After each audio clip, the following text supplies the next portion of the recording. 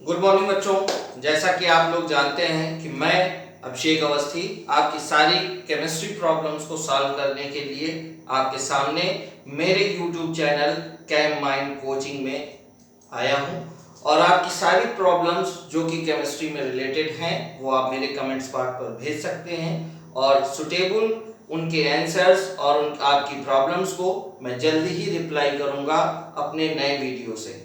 अभी मेरा जो आपका सेकंड पार्ट चल रहा है ऑफ बाउ के नियम का, बाउ प्रिंसिपल का, उसका मैं सेकंड पार्ट लेके आपके सामने आया हूँ। जैसा कि आप सब जानते हैं कि मैंने आपको एनर्जी सीक्वेंस बता दिया था, यानी इलेक्ट्रॉनों को सब सेल में भरना बता दिया था और उसके साथ आपको n+l रूल और उसके एग्जाम्पल को आपके सामने रखा गया था। अब बात आती है कि जब ऑफ बाउ के हम एक्सेप्शंस को और उसके इलेक्ट्रॉनिक कॉन्फ़िगरेशंस को पढ़ लेते हैं तो फिर क्या रह जाता है इसमें, तो इसमें इलेक्ट्रॉनिक कॉन्फ़िगरेशन ही रह जाता है और वो इलेक्ट्रॉनिक कॉन्फ़िगरेशन होता है आयंस का। जैसा कि आप सभी जानते हैं आयन दो प्रकार के होते हैं, दो टाइप के होते हैं, पॉजिटिव आयन और निगेटिव आयन। तो जब आपने पॉजिटिव आयन पढ़ा तो पॉजिटिव चार्ज होगा, उसमें धन चार्ज होगा, और निगेटिव आयन की बात की जाए तो उसमें ऋणात्मक चार्ज होगा, निगेटिव आयन यानी माइनस चार्ज उसमें पाया जाएगा। तो क्या रह जाता है या क्या वजह है जिसकी वजह से ये इलेक्ट्रॉनिक कॉन्फ़िगरेशन अलग पढ़ना पड़ता है हमें सिंपल इलेक्ट्रॉनिक कॉन्फ़िगरेशन से? उसका यही कारण है कि जैसे ही किसी में पॉजिटिव चार्ज बढ़ता है या पॉजिटिव चार्ज आता है वहां पर इलेक्ट्रॉनों की कमी हो जाती है, और अगर वहां पर निगेटिव चार्ज आएगा तो वहां पर इलेक्ट्रॉन बढ़ जाएंगे। तो क्या आपको ये तरीका पसंद आया समझने में? नहीं तो दूसरे तरीके से समझिए कि देने वाला जब भी देता, देने वाला जब भी देता पॉजिटिव चार्ज में, और लेने वाला जब भी लेता निगेटिव चार्ज में। यानी देगा जब इलेक्ट्रॉन तो पॉजिटिव होगा और जब लेगा इलेक्ट्रॉन तो निगेटिव होगा। कितना कितना? जितना जितना, मतलब जितने इलेक्ट्रॉन दिए जाएंगे उस पर उतने ही पॉजिटिव चार्ज, और जिस पर जितने इलेक्ट्रॉन लेगा उस पर उतने ही निगेटिव चार्ज आ जाएंगे। तो कॉपी पेन उठाइए, बनाइए नोट्स मेरे साथ। याद रखिए कि इस चैनल को आपको सब्सक्राइब भी करना है और बेल आइकन भी दबाना है, जिससे आप मेरे नए वीडियोस के नोटिफिकेशंस को जल्दी से प्राप्त कर सकें और बना सकें अच्छे नोट्स। तो शुरुआत करते हैं electronic configuration of positive ion. तो चलिए, कोई भी पॉजिटिव आयन, मेरे पास सीरीज लिखी है, आपके पास भी सीरीज लिखी हुई है। पॉजिटिव आयंस की बात करते हैं। सिंपल पॉजिटिव आयंस को पहले उठाया जाता है। जैसे कि हम एक पॉजिटिव आयन उठा रहे हैं, उसको है Mg, मैग्नीशियम, और उस पर लगा हुआ है 2+। तो जैसा आप जानते हैं कि मैग्नीशियम का एटॉमिक नंबर, जो Mg का एटॉमिक नंबर होता है वो होता है 12, आपने पढ़ रखा है। और मैंने अभी आपको बताया कि देने वाला जब भी देता, जब दे रहा है तो जब भी देगा तो देगा पॉजिटिव चार्ज में। तो कितना इसने दे दिया है? 2+ लगा हुआ है, यानी इसने 2 इलेक्ट्रॉन निकाल दिए हैं। तो जब 2 इलेक्ट्रॉन इसने निकाल दिए तो 12 में से 2 यानी 12 में से 2 माइनस हो गए, तो हमारे पास टोटल बचे 10 इलेक्ट्रॉन। और जैसे ही 10 इलेक्ट्रॉन बचे तो हमें इलेक्ट्रॉनिक कॉन्फ़िगरेशन करना है 10 का। तो 10 करने के लिए 1s2 2s2 2p6, आप देखिए 2 2 4 6 10, यानी 2 + 2 + 6 = 10। एटॉमिक नंबर हमने 10 का इलेक्ट्रॉनिक कॉन्फ़िगरेशन कर लिया। और आगे बढ़ते हैं, और इलेक्ट्रॉनिक कॉन्फ़िगरेशन हमको करने होंगे। जैसे हम कर रहे हैं V3+, तो वैनिडम वेनेडियम जो होता है उसका एटॉमिक नंबर होता है 23। 23 का इलेक्ट्रॉनिक कॉन्फ़िगरेशन हमको करना है, लेकिन यहां पर चार्ज कितना लगा है 3+। तो जब उसने 3+ चार्ज लगा लिया है, इसका सीधा मतलब है कि उसने अपने 3 इलेक्ट्रॉन डोनेट कर दिए हैं, तभी इस पर 3+ चार्ज लगा हुआ है।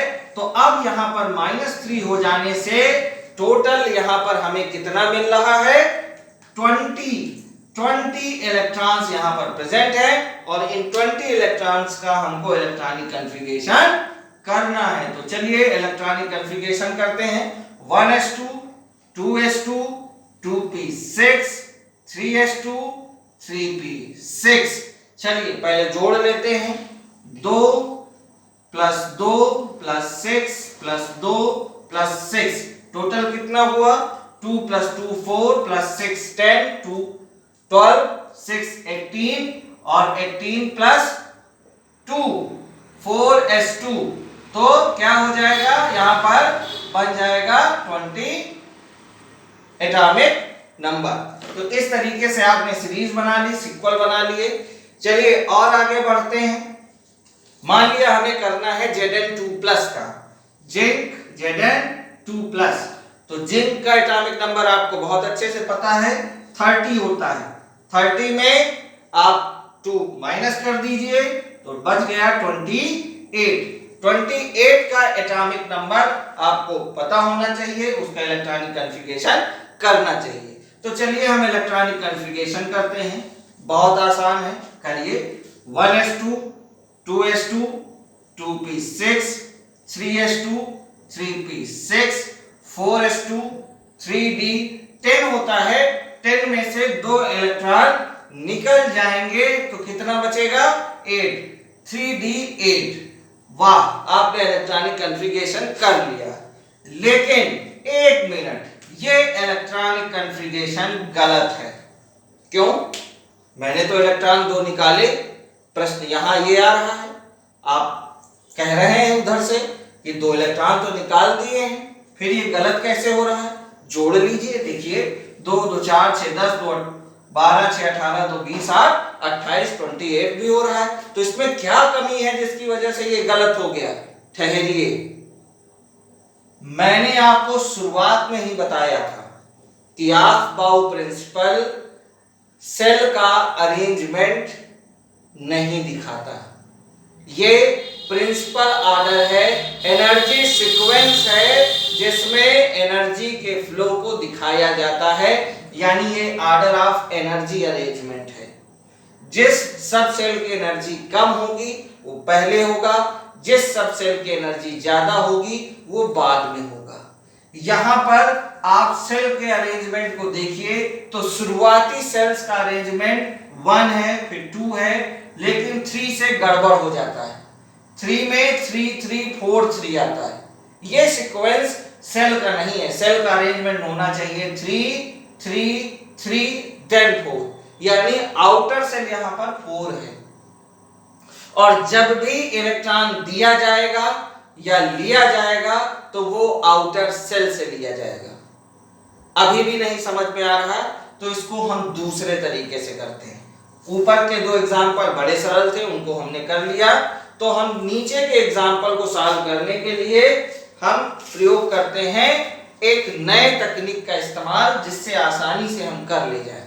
तो चलिए पहले हम इसको रफ किए देते हैं और Zn2+ का एग्जाम्पल लेकर हम सॉल्व करते हैं। तो Zn2+ का हमको इलेक्ट्रॉनिक कॉन्फ़िगरेशन करना है। तो पहले हम नॉर्मल Zn का करेंगे। Zn का इलेक्ट्रॉनिक कॉन्फ़िगरेशन Zn30 होता है। चलिए करिए। 1s2 2s2 2p6 3s2 3p6 4s2 3d10। इस तरीके से हमने नॉर्मल सेल का, नॉर्मल Zn का जिसमें कोई चार्ज नहीं था, इलेक्ट्रॉनिक कॉन्फ़िगरेशन कर लिया। D और F के केस में ऐसा ही करेंगे तभी आप कर पाएंगे, नहीं कर पाएंगे। तो आपने ऐसा इलेक्ट्रॉनिक कॉन्फ़िगरेशन इसको बना लिया।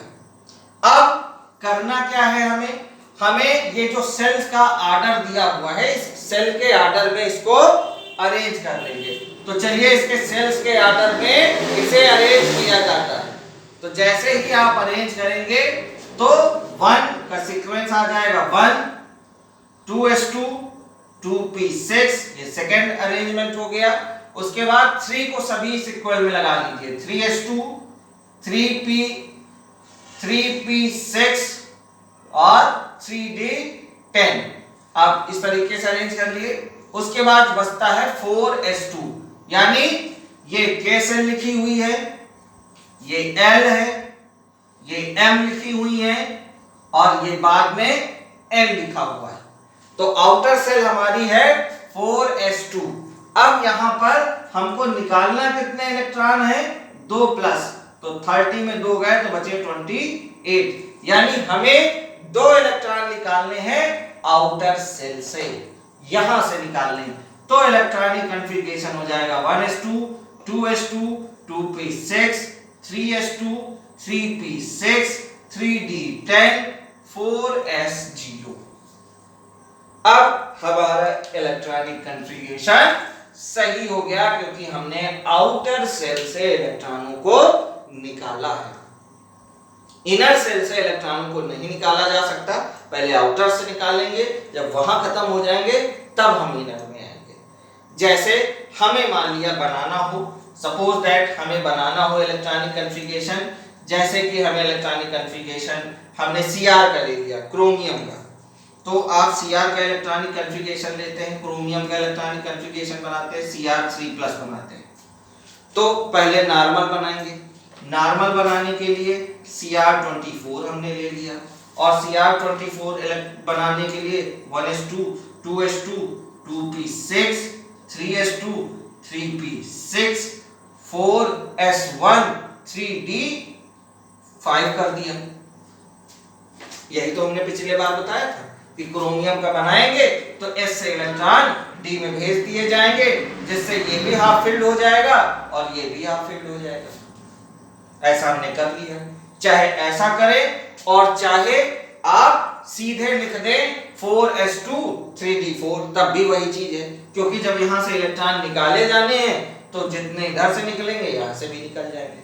चलिए उसको हम आगे मॉडिफाई करते हैं। अब इन्हें सीक्वल में लगा लीजिए, तो सीक्वेंस में लगाने पर 1s2 2s2 2p6 3s2 3p6 3d5 4s1 आ जाता है।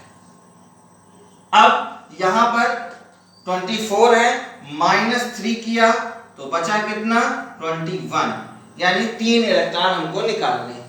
एक यहां से निकाल लेंगे और 2 यहां से निकाल लेंगे, तो टोटल कितने निकल जाएंगे 3।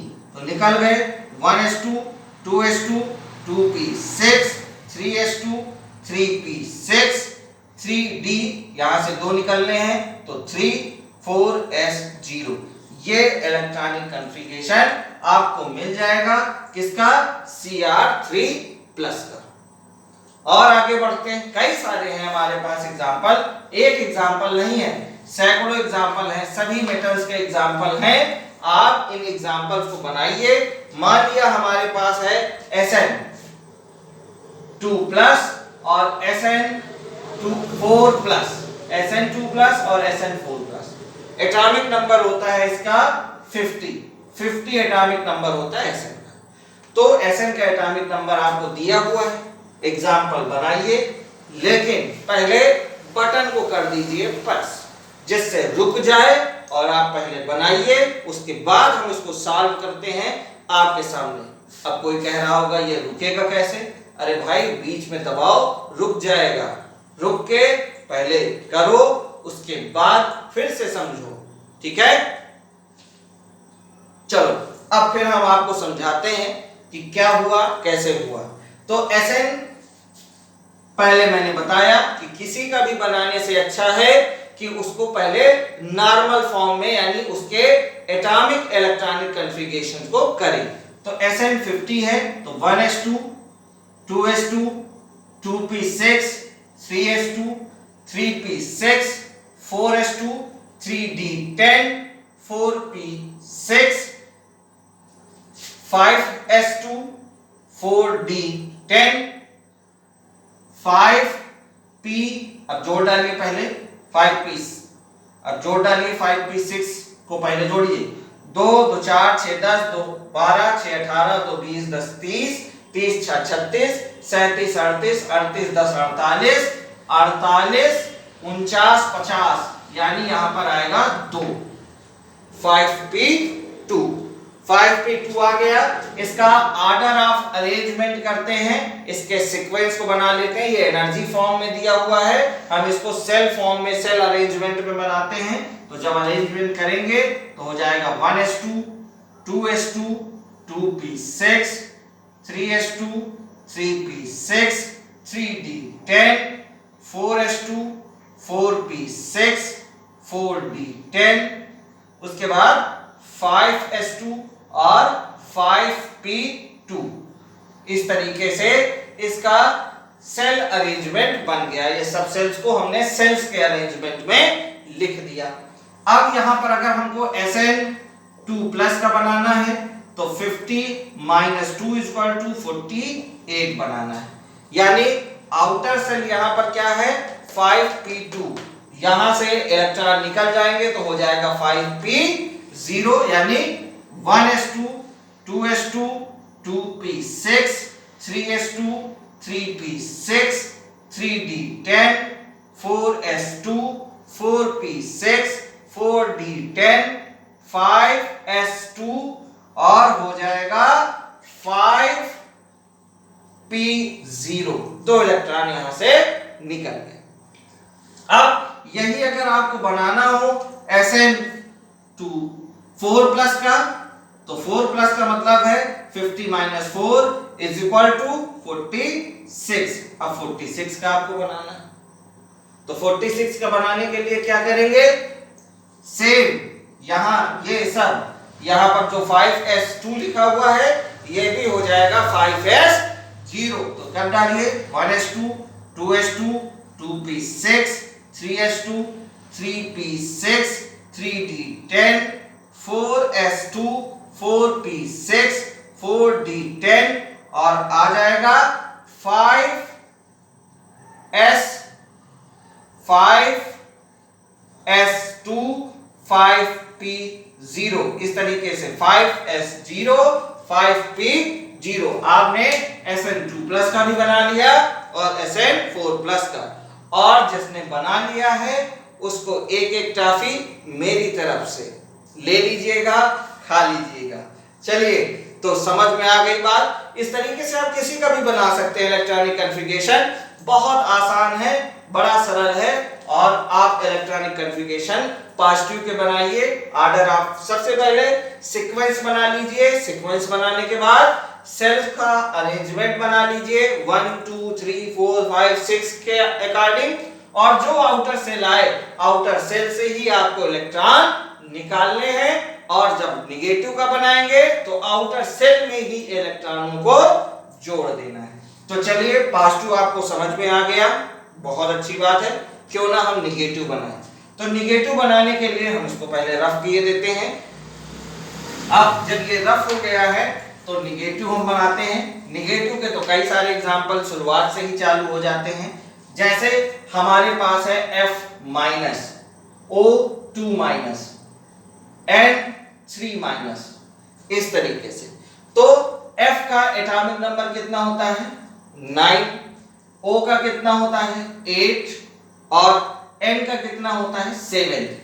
जैसा मैंने बताया कि लेने वाला जब भी लेता निगेटिव चार्ज में, तो लेने वाला जितना ले रहा है उतने ही उसके ऊपर निगेटिव चार्ज लग रहा है। तो जब वो ले रहा है तो निगेटिव, दे रहा है तो पॉजिटिव। तो निगेटिव इसने ले लिया, कितने लिए इसने 1 लिया है तो इसमें 1 जोड़ देंगे 10 हो जाएगा। इसने 2 लिए हैं, 2 जोड़ दिए तो 10 हो गया। और इसने 3 लिए हैं तो इसमें जोड़ दिया तो 10 हो गया। यानी तीनों का इलेक्ट्रॉनिक कॉन्फ़िगरेशन एक ही होगा, क्योंकि इन तीनों के पास नंबर ऑफ इलेक्ट्रॉन 10 ही हैं। तो चलिए बनाते हैं 1s2 2s2 2p6, 2 + 2 + 6 यानी 10 हो गए 10। तो इस तरीके से आप सभी का बना सकते हैं। क्या बनेगा? 1s2 2s2 2p6 1s2 2s2 2p6। इस तरीके से आपने सभी के इलेक्ट्रॉनिक कॉन्फ़िगरेशन बना लिए। अब हम और आगे बढ़ते हैं, क्योंकि ज्यादातर निगेटिव चार्ज वाले कम ही है, FCl Bri है, तो और भी है हमारे पास, ऑक्सीजन है, सल्फर है, फास्फोरस है, नाइट्रोजन है, बहुत कम है ऐसे जो निगेटिव चार्ज रखते हैं। तो Br का बनाते हैं, चलिए ब्रोमीन का बना के देखते हैं। Br 35 एटॉमिक नंबर होता है और एक माइनस लगता है, तो पहले Br को पता है कि ले रहा है एक, तो यहां हो जाएगा 1 इज इक्वल टू 36। 36 का इलेक्ट्रॉनिक कॉन्फ़िगरेशन हमें बनाना है। 1s2 2s2 2p6 3s2 3p6 4s2 3d10 4p6। जरा जोड़िए, 2 4 10 12 18 20 30 36 20 और 36 का इलेक्ट्रॉनिक कॉन्फ़िगरेशन हमने लिख दिया, क्योंकि ये आउटर सेल में ही इलेक्ट्रॉन जुड़ते हैं। जैसे मैंने बताया, निकलते वक्त भी आउटर सेल, आते वक्त भी आउटर सेल, हमेशा आउटर सेल से ही इलेक्ट्रॉनों को दिया जाएगा या लिया जाएगा। जैसे कि सेविंग अकाउंट से पैसे निकाले जाते हैं या जमा किए जाते हैं, FD में ना तो तुरंत निकलता है और ना ही जमा होता है। तो इंटरनल जो इनर सेल्स होती हैं, उनमें इलेक्ट्रॉन फिक्स डिपॉजिट होता है, उसको आसानी से निकाला या बैठाया नहीं जा सकता, ना तो उसमें डाला जा सकता है और ना ही उससे आसानी से निकाला जा सकता है। जो बाहर है, आउटर सेल है, वो सेविंग अकाउंट्स हैं, पैसे की कमी आई, गए ATM डाला, पैसा निकाल लिया। तो ATM सुविधा वहां चलती है जहां पर पैसे एक निश्चित समय के लिए उपस्थित नहीं होते। इलेक्ट्रॉन निश्चित ऊर्जा के साथ इनर सेल्स में रहते हैं, बाहर उनको आसानी से लिया या दिया जा सकता है। उसके लिए एक अलग कॉन्सेप्ट है, वो कभी फिर बताया जाएगा कि किस तरीके से वो निकलते हैं। वैसे बोर के एटॉमिक मॉडल में इसके बारे में थोड़ी सी चर्चा की गई थी। तो ये आपको समझ में आ गया है, नोट्स बना ही रहे हैं, अब हम इसे रफ किए देते हैं। तो एक चीज आपको समझ में आ गई कि पॉजिटिव और नेगेटिव इलेक्ट्रॉन्स का किस तरीके से, पॉजिटिव और नेगेटिव एलिमेंट्स अगर किसी आयंस है तो उनमें किस तरीके से उसका इलेक्ट्रॉनिक कॉन्फ़िगरेशन किया जा सकता है, ये आपको पता चल गया। अब इसका और क्या यूज है, इस इलेक्ट्रॉनिक कॉन्फ़िगरेशंस का और क्या यूज है? तो इससे आप किसी भी इलेक्ट्रॉनिक कॉन्फ़िगरेशंस के बाद उस एलिमेंट के पीरियोडिक टेबल में पोजीशन को बता सकते हैं। अगर आपको किसी एलिमेंट का इलेक्ट्रॉनिक कॉन्फ़िगरेशन दिया है या उसके आउटर सेल का इलेक्ट्रॉनिक कॉन्फ़िगरेशन दिया है या केवल लास्ट इलेक्ट्रॉन की सिचुएशन दी है, तो आप उस सिचुएशन के आधार पर आप उसकी पीरियोडिक टेबल में पोजीशन बता सकते हैं।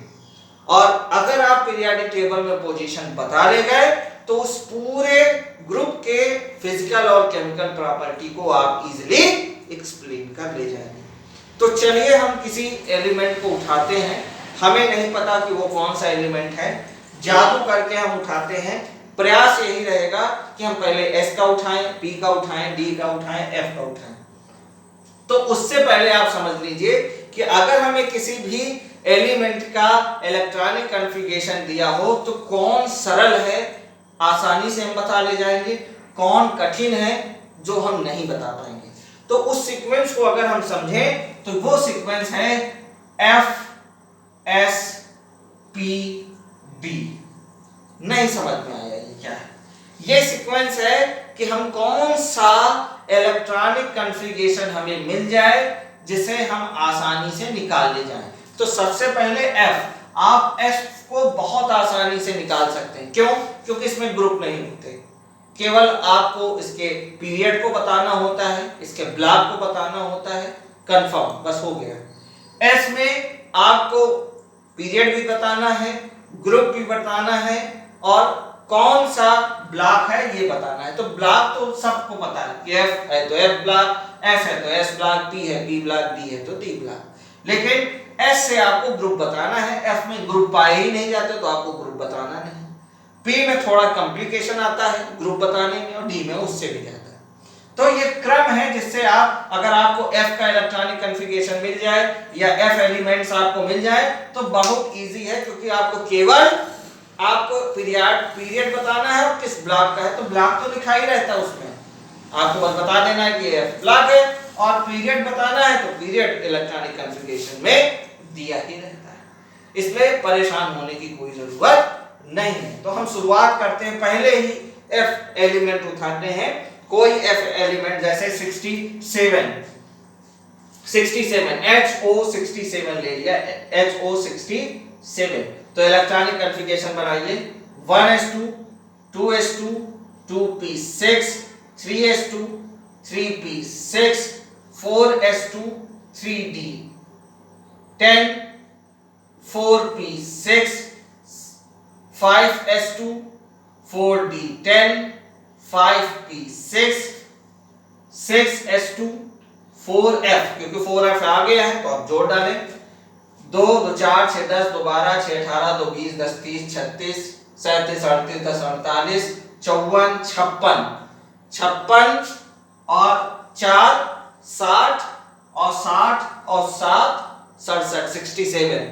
सो 7 4 11, बाहरी कक्षा में आया 11, 4 6 11 आ गया।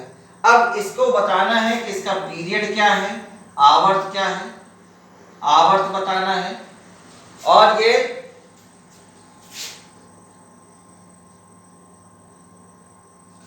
ये किस उसका है ये भी आपको बताना है। तो इसका पीरियड बताइए, और ग्रुप होता ही नहीं ब्लॉक बताइए।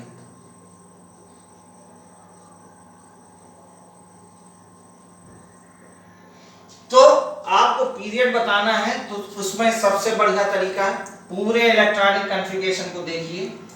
यहां पर आप देख रहे हैं कि सबसे आउटर सेल किसमें है, ये 1 है, छोटी है, 3 छोटी है, 5 छोटी है, 5 छोटी है, 4 छोटी है, बड़ी कौन सी है 6 है, यानी इसके सेल बढ़ते जा रहे हैं 1 2 3 4 5 6, यहां पर आ रहा है 6s2, तो 6 है, यानी इसका पीरियड कितना होगा 6।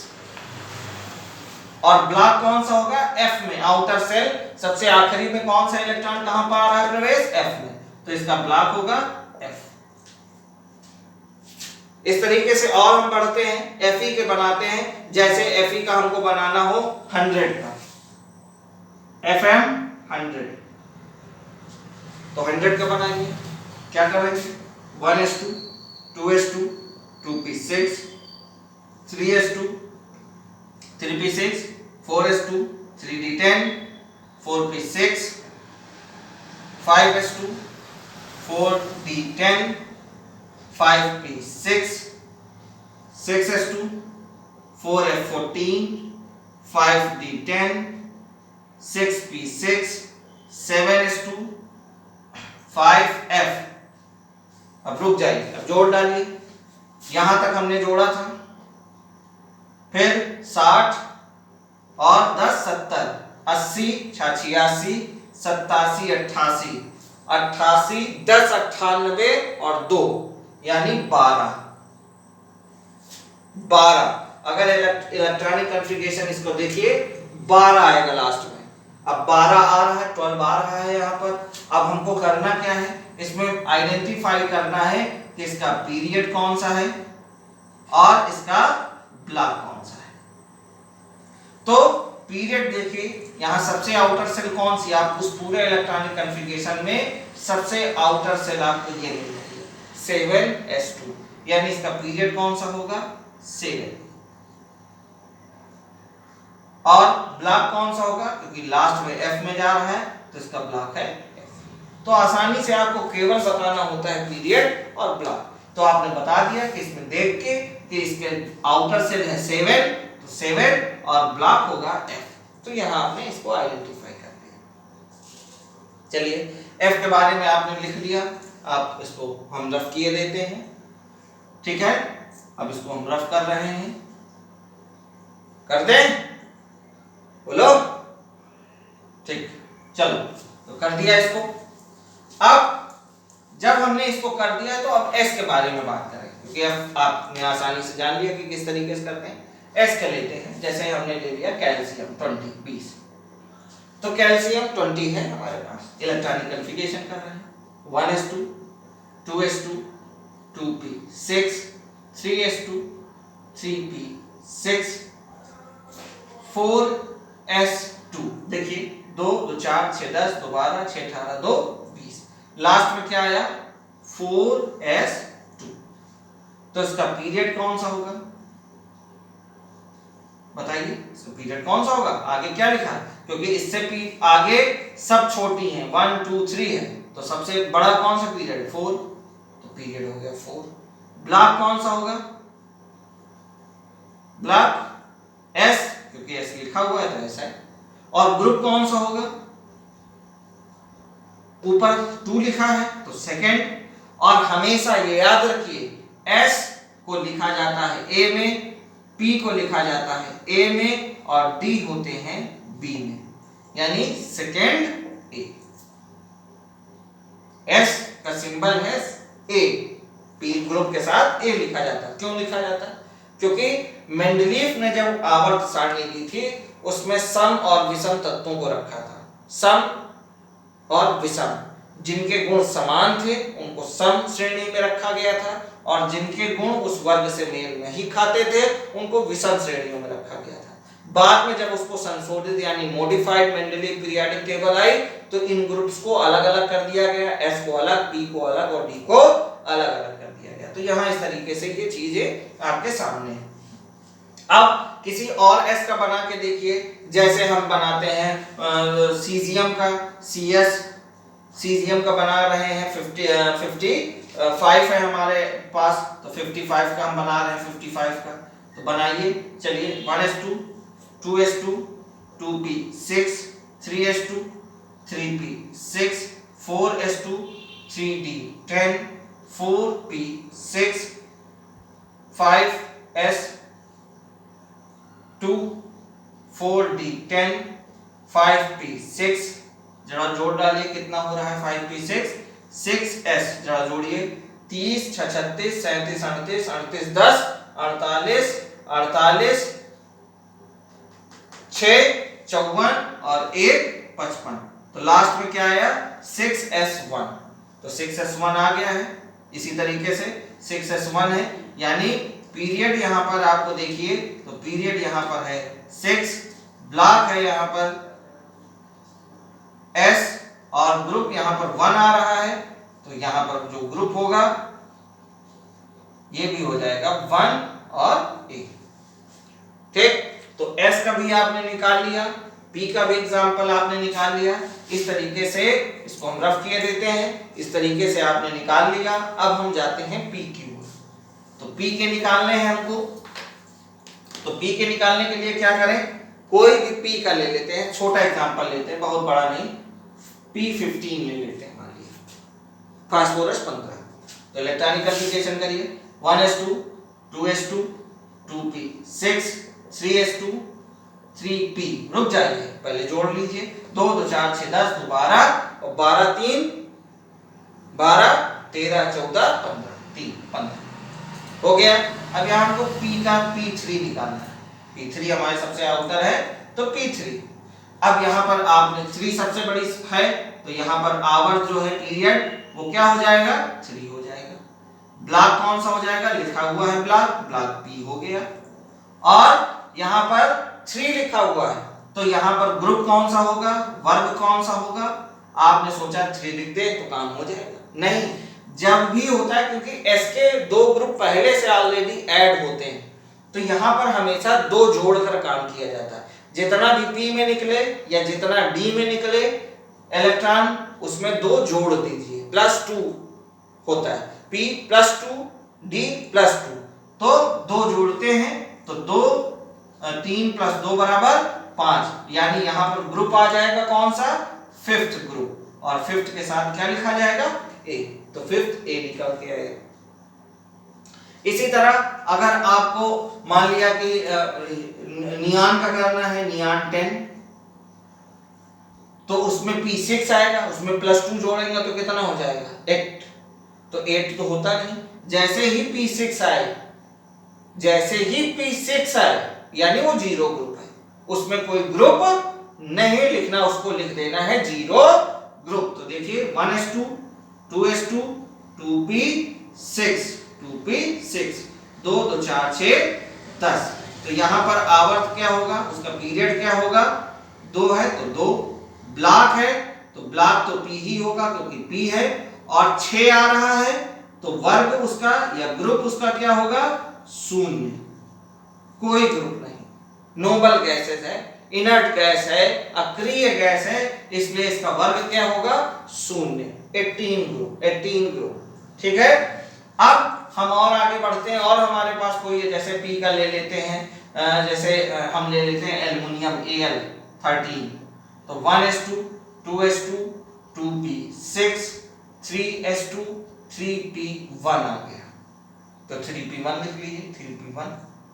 अब इसमें उसका आवर्त क्या होगा, आवर्त 3 आ रहा है तो 3, ब्लॉक कौन सा होगा, ब्लॉक होगा उसका p, और ग्रुप अगर वर्ग निकालना है, ग्रुप निकालना है तो 1 + 2 = 3, 3 का मतलब 3/3, तो p का भी आपने निकाल लिया, समझ में आ गया p का निकालना। अब इसको हम रफ करते हैं, इस तरह आप किसी भी p का निकाल सकते हैं, +2 करना है, p + 2 d + 2, और ये 2 कहां पर होगा, उसमें लास्ट में जितने इलेक्ट्रॉन आ रहे हैं ऑर्बिटल में, सॉरी सबसेल में, उसमें आपको 2 पर ऐड कर देना है। ठीक है, चलिए डी की बात में कर लेते हैं, डी की भी बात करते हैं। जैसे हमारे पास Cr है, क्रोमियम 24, ठीक है, तो चलिए Cr का करते हैं, 1s2 2s2 2p6 3s2 3p6 4s2 3d4 3d4 कर दिया। ठीक, अब जैसे ही हमने 3d4 लिखा, आप लोग चिल्लाने लगे, अरे ये तो गलत है, आप तो कल बता रहे थे ऐसा। भाई वो स्टेबिलिटी के लिए था, अब यहाँ पर हम स्टेबिलिटी नहीं निकाल रहे हैं, यहाँ पर हमको पोजीशन निकालना है। तो पोजीशन तब निकलेगी जब हमको सही यहाँ पर हमारे पास इलेक्ट्रॉन होंगे।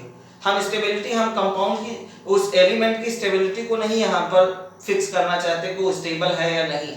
अगर स्टेबिलिटी दिखानी होती तो हम वुंड के स्टेबिलिटी फार्मूले का इस्तेमाल करते और एक इलेक्ट्रॉन निकालकर यहाँ डाल देते, लेकिन हमें यहाँ निकालना है पीरियड। तो पीरियड निकालने के लिए हम ऐसे, जैसे है ये 3d4 है तो 3d4 लिख लिया। अब इसके पीरियड को निकालना है, तो पीरियड इसके सबसे हाईएस्ट नंबर होगी, जो n प्रिंसिपल क्वांटम नंबर होगी n, वो सबसे हाई जो होगी वही उसका पीरियड होगा। तो सबसे हाई अगर आप देख रहे हैं तो यहां पर है 4, तो इसका आवर्त या पीरियड जो होगा वो होगा 4।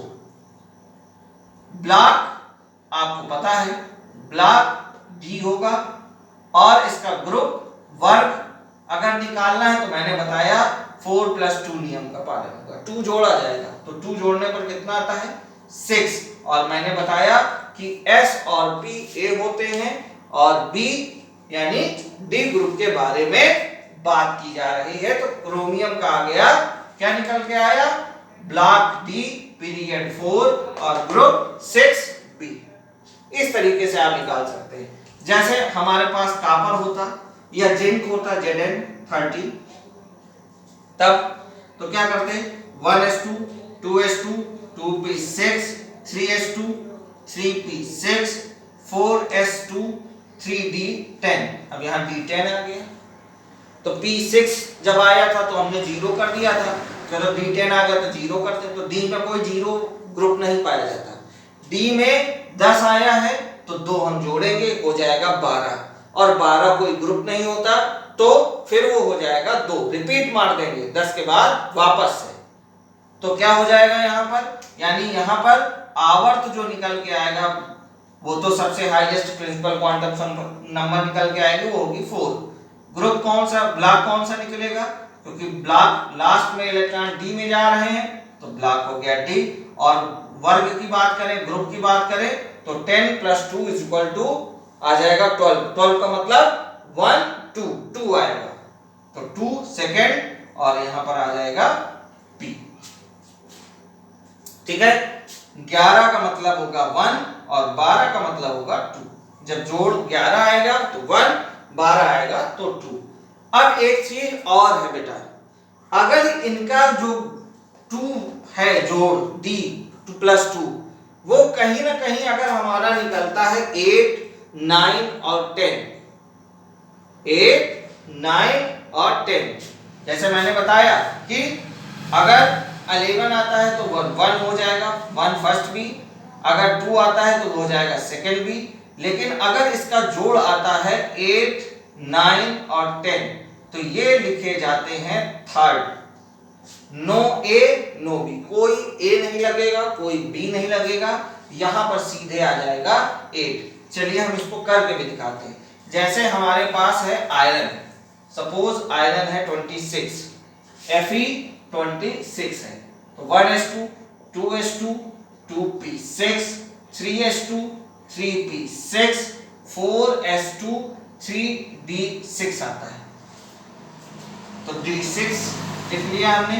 इसका पीरियड आवर्त जैसा मैंने बताया प्रिंसिपल क्वांटम नंबर 4 सबसे ज्यादा है, तो 4। इसका आपको ब्लॉक निकालना है, तो ब्लॉक आपको पता है इसका डी होगा। और इसके ग्रुप को अगर आप लिखना चाहें तो 6 + 2 = आता है 8। और जैसे ही 8 आता है मैंने बताया कि इसका ग्रुप हो जाएगा 8 विदाउट ए और बी। इसी तरह अगर हम 27 का निकालेंगे तो जोड़ आएगा 9, तब भी वर्ग होगा 8। अगर जोड़ आता है 10, तब भी होगा वर्ग 8। तो इस तरीके से आप FeCONi फिकोनी का करेंगे तो पूरा ग्रुप आएगा 8। इस तरीके से आप इसको सेट कर सकते हैं, इसके पीरियड्स को मैक्सिमाइज कर सकते हैं, आइडेंटिफाई कर सकते हैं। और जब आप आइडेंटिफाई उसके ग्रुप को कर लेंगे तो फिर आप उसके पीरियड को निकालने के बाद, ग्रुप को निकालने के बाद उसकी फिजिकल और केमिकल प्रॉपर्टी को आसानी से जस्टिफाई कर लेंगे, आसानी से पहचान लेंगे। उम्मीद है कि आपको ये चीज समझ में आई होगी। आसान तरीका था जिससे आप समझ पाए।